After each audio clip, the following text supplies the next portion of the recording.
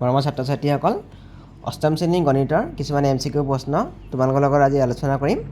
এই প্ৰশ্নখিনি তোমালোকে বছৰীয়া পৰীক্ষাৰ কাৰণে চাব পাৰা। তলৰ কোনটো বিন্দু y অক্ষত আছে? অপশ্যন দি আছে 5 0 7 5 0 -6 5 5। আমাক কৈছে বিন্দুটো y অক্ষত আছে। y অক্ষত থাকিবলৈ হ'লে বিন্দুটোৰ x স্থানাংকটো আমাৰ 0 হ'ব লাগিব। ইয়াত চাম বিন্দুকেইটা, ইয়াত x স্থানাংক আছে 5, ইয়াত আছে 7, ইয়াত আছে 0, ইয়াত আছে 5। গতিকে x স্থানাংক 0 কোনটো আছে? এই C নম্বৰটো। গতিকে 0 -6 বিন্দুটো আমাৰ y অক্ষত আছে। গতিকে C নম্বৰ অপশ্যনটো আমাৰ শুদ্ধ। 2 নম্বৰ প্ৰশ্ন, 0 10 বিন্দুটোৰ কোটি হ'ল। যদি আমি বিন্দু এটা x আৰু y বুলি ধৰোঁ স্থানাংকটো, গতিকে x স্থানাংকটোক আমাক ভুজ বুলি কয়। x স্থানাংকটোক আমাক কি বুলি কয়? ভুজ। আৰু y স্থানাংকটোক আমাক কয় কোটি। গতিকে ইয়াত আছে 0 আৰু 10, ইয়াৰ ভুজ হৈ গ'ল 0 আৰু কোটি হৈ গ'ল 10। গতিকে এই বি নম্বৰটো ইয়াৰ শুদ্ধ। তলৰ কোনটো সংখ্যা 6ৰে বিভাজ্য? 6ৰে বিভাজ্য হ'বলৈ হ'লে সংখ্যাটো 2ৰেও বিভাজ্য হ'ব লাগিব, 3ৰেও বিভাজ্য হ'ব লাগিব। 2 আৰু 3 উভয়ৰে বিভাজ্য হ'লেহে 6ৰে বিভাজ্য হ'ব। এতিয়া চাওঁ প্ৰথম সংখ্যাটো 40,681। ইয়াৰ একৰ ঘৰত আছে 1 আছে। এইটো 2ৰে বিভাজ্য নহয়। গতিকে এইটো আমাৰ 6ৰে বিভাজ্য, এইটো নহ'ব। ইয়াত চাওঁ আমাৰ একৰ ঘৰত 4 আছে, ইয়াৰ একৰ ঘৰত 6 আছে। আমি যদি 2 নম্বৰটো চাওঁ, ইয়াত 4 9 6 আৰু 4,968। আমি যদি অংককেইটা যোগ কৰোঁ, 4 9 6 আৰু 8 যদি যোগ কৰোঁ, 4 9 13, 13 6 19, 19 8 হৈ গ'ল 27। 27টো 3ৰে আমাৰ বিভাজ্য হৈ যাব।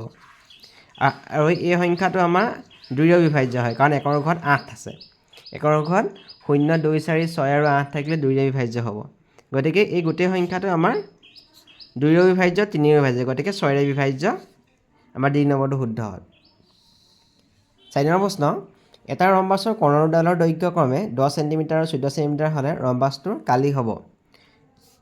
কৰ্ণৰ দুডাল যদি আমি D1, ৰম্বাছৰ কালি উলিওৱা সূত্ৰটো হ'ল হাফ অফ D1 আৰু D2। D1 আৰু D2 হ'ল ৰম্বাছটোৰ কৰ্ণ। আমাৰ ইয়াত দিয়া আছে, যদি আমি 10 চেণ্টিমিটাৰ ধৰোঁ, এইটো যদি আমাৰ 14 চেণ্টিমিটাৰ ধৰোঁ, তেতিয়া কালি হৈ যাব 2 5 গুণ 10। 5ৰ লগত 14 পূৰণ কৰিলে কিমান হ'ব? 70 চেণ্টিমিটাৰ স্কুৱাৰ, তাৰমানে 70 বৰ্গ চেণ্টিমিটাৰ। গতিকে এই নম্বৰটো ইয়াত শুদ্ধ হ'ব। 4 নম্বৰ প্ৰশ্ন, 5 নম্বৰ প্ৰশ্ন, এটা সুষম ঘনকৰ বাহুৰ দিশ 3 চেণ্টিমিটাৰ হ'লে ঘনকটোৰ পাৰ্শ্বপৃষ্ঠ কালি হ'ব। ঘনকৰ পাৰ্শ্বপৃষ্ঠৰ কালি উলিওৱা সূত্ৰটো আছিলে 4L স্কুৱাৰ। Lটো হৈছে বাহুৰ দিশ, ইয়াত 3 চেণ্টিমিটাৰ দিয়া আছে। গতিকে 4 × 3 স্কুৱাৰ হৈ যাব। 4 × 9 36 চেণ্টিমিটাৰ স্কুৱাৰ। পাৰ্শ্বপৃষ্ঠৰ কালি কিমান হ'ব তেতিয়াহ'লে? 36 চেণ্টিমিটাৰ স্কুৱাৰ। ইয়াত C নম্বৰটো আমাৰ শুদ্ধ। প্ৰশ্ন দিয়া আছে 5/3^0 × 5/3^3 × 3/5^-2 মান হ'ব। যদি আমাক এনেকুৱা দিয়া আছে, আমি জানো যে a⁻0 মানে 1, এইখিনি আমি 5/3^0 কৰিলে আমাৰ কিমান হৈ যাব? 1 হৈ যাব। এতিয়া চাওঁ, আমি ইয়াত 5/3 আছে, 5/3 হোল কিউব আছে।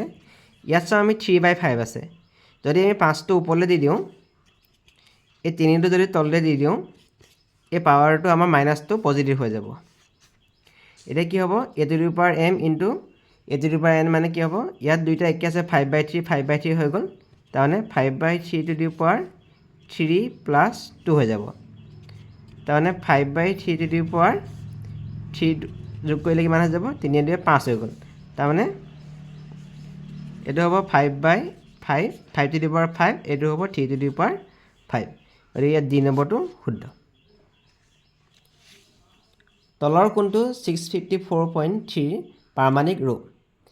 ইয়াৰ পাৰমাণিক ৰূপটো হ'ব, আমি দশমিকটো 6 পিছত দিব লাগিব। গতিকে দশমিকটো ইয়াত আছে, আৰু দুঘৰ আগলৈ আনিবলৈ হ'লে আমি কি কৰিব লাগিব? দুঘৰ আগলৈ আনি যদি আমি দিওঁ, এইটো আমাৰ শুদ্ধ হয়। 10 স্কুৱাৰ এটা পূৰণ কৰিব লাগিব, 6.543 × 10 স্কুৱাৰ। 8 নম্বৰ প্ৰশ্ন, 1 মাইক্ৰন সমান কিমান? 1 মাইক্ৰন সমান 10⁻⁻6। 9 নম্বৰ প্ৰশ্ন, twice L plus M whole square minus twice L minus M whole square মান হ'ব। এইটো যদি আমি এ বুলি ধৰোঁ, এইটো যদি আমি বি বুলি ধৰোঁ, এ স্কোৱাৰ মাইনাছ বি স্কোৱাৰ মানটো কিমান আছিলে আমাৰ এ প্লাছ বি আৰু এ মাইনাছ বি আছিলে। এইখিনি এ বুলি ধৰোঁ, এ প্লাছ বি, তাৰমানে twice L plus M A আৰু B twice L minus M, A plus B আৰু এ মাইনাছ বি কিমান হ'ব twice L plus M minus twice L আৰু মাইনাছ বি কৰিলে এমটো আমাৰ প্লাছত আহিব।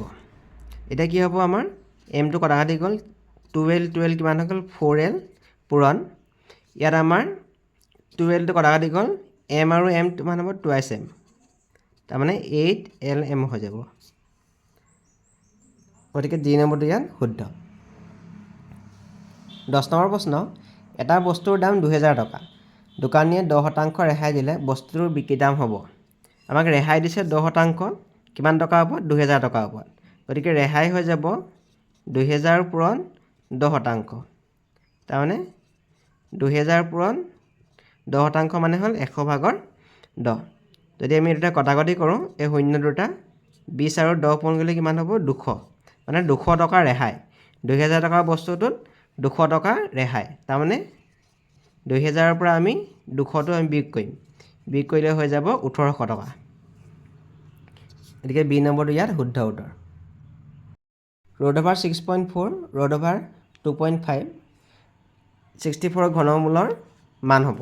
ৰুট অভাৰ 6.4 ৰুট অভাৰ 6.4 মানে হৈ গ'ল 0.8 হোল স্কোৱাৰ আৰু ৰুট অভাৰ 2.5 মানে হ'ল 0.5 হোল স্কোৱাৰ আৰু 64 মানে 4^3।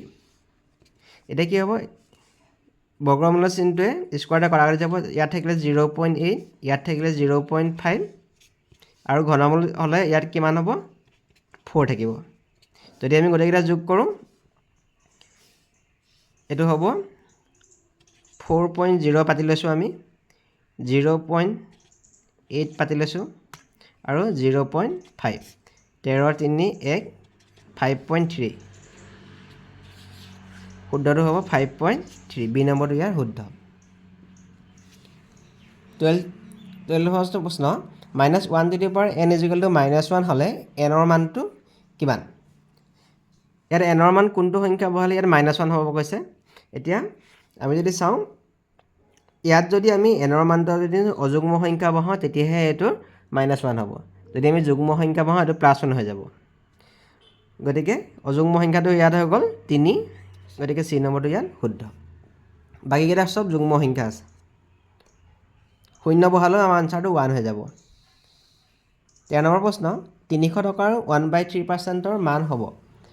300 টকাৰ 1/3%, গতিকে আমি 300 পূৰণ 1/3%, 1/3% যদি আমি পাতিম 1/3টোক 100ৰে আমাৰ হৰণ হ'ব। এতিয়া কি হ'ব 100 লগত যদি আমি কটাকটি কৰোঁ এইটো কিমান হ'ব 3 পূৰণ 1/3 কৰিলে কিমান হ'ব 3 3 কাটিলে আমাৰ থাকিব 1, তাৰমানে 300 টকাৰ 1/3% কিমান হ'ব অপশ্যন ডি। ইয়াত আছে 1/2 -3 1/2 -2 1/2 -4ৰ মান হ'ব। এতিয়া চাওঁ ইয়াত আমাৰ সূচকটো মাইনাছত আছে, আমি কি কৰিম ভগ্নাংশটো উল্টা কৰি দিম। ভগ্নাংশটো উল্টা কৰি দিলে 2টো ওপৰলৈ গুচি যাব, 1টো তলত নথকা কোনো অৰ্থ নাই। ইয়াত হৈ যাব এতিয়া এই সূচকটো পজিটিভ হৈ যাব, 2^3 হৈ যাব। ইয়াতো আমি ইয়াত এই সূচকটো পজিটিভত আহি যাব আৰু ইয়াতো আমাৰ সূচকটো পজিটিভত আহি যাব। 2^3 মানে 8, এইটো 4, 2^4 মানে হ'ল 16। আনচাৰটো কিমান হ'ব আমাৰ 28, যোগ কৰিলে চি নম্বৰটো ইয়াত শুদ্ধ। 15 নম্বৰ প্ৰশ্ন, তলৰ কোনকেইটা সংখ্যা পাইথাগোৰীয় ত্ৰিতয়? পাইথাগোৰীয় ত্ৰিতয় মানে কি আছিলে আমাৰ দুটা সংখ্যাৰ বৰ্গৰ যোগফল আনটোৰ লগত আমাৰ সমান হ'ব লাগিব। ইয়াত শুদ্ধ উত্তৰটো হ'ব অপশ্যন বি, কাৰণ আমি চাওঁ 6 এইটো 6 আছে, 6 যদি স্কোৱাৰ কৰোঁ 6 6 গুণ 36, এইটো যদি 8 আছে 8ৰ স্কোৱাৰ কৰোঁ 8 8 গুণ 64 যদি যোগ কৰোঁ আমাৰ কিমান হ'ব 6 × 10 = 1 10 আমাৰ যদি আকৌ 10 এইটো 10 আছে 10 স্কোৱাৰ কৰিলে কিমান হৈ গ'ল 100 তাৰমানে 6 স্কোৱাৰ প্লাছ 8 স্কোৱাৰ = 10 স্কোৱাৰ এইটো আমাৰ পাইথাগোৰাছ ত্ৰিতয় কিমান হ'ব 6 8 আৰু 10 এই সংখ্যাকেইটা আমাৰ পাইথাগোৰাছ ত্ৰিতয় গঠন কৰিব গতিকে বি নম্বৰটো ইয়াত শুদ্ধ তলৰ কোনটো এটা প্ৰবৃদ্ধ কোণ অপশ্যন দিয়া আছে 175 ডিগ্ৰী 150 ডিগ্ৰী 80 ডিগ্ৰী আৰু 275 ডিগ্ৰী প্ৰবৃদ্ধ কোণ হ'বলৈ হ'লে 180 ডিগ্ৰীতকৈ ডাঙৰ হ'ব লাগিব আৰু 360 ডিগ্ৰীতকৈ সৰু হ'ব লাগিব গতিকে চাওঁ আমি এইকেইটা কোণ 175 150 80 এইকেইটা প্ৰবৃদ্ধ কোণ নহয় কাৰণ এইটোৱে 180 ডিগ্ৰীতকৈ ডাঙৰ নহয় এইটোৱে 180 ডিগ্ৰীতকৈ ডাঙৰ নহয় এইটো 90 ডিগ্ৰীতকৈ ডাঙৰ নহয় এইটো সূক্ষ্ম কোণ হৈছে গতিকে প্ৰবৃদ্ধ কোণ হ'ব 275 ডিগ্ৰী আটাইতকৈ সৰু ঋণাত্মক সংখ্যাটো হ'ল -1 -100 -1000 নিৰ্ণয় কৰিব নোৱাৰি আটাইতকৈ সৰু ঋণাত্মক সংখ্যাটো আমি নিৰ্ণয় কৰিব নোৱাৰোঁ আটাইতকৈ ডাঙৰ ঋণাত্মক সংখ্যাটো কিন্তু -1 হয়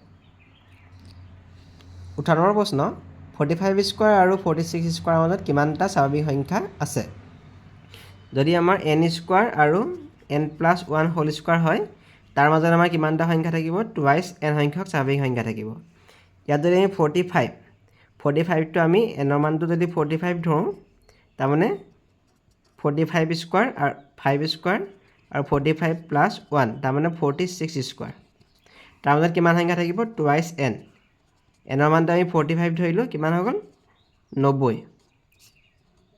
90টা স্বাভাৱিক সংখ্যা থাকিব চি নম্বৰটো ইয়াত শুদ্ধ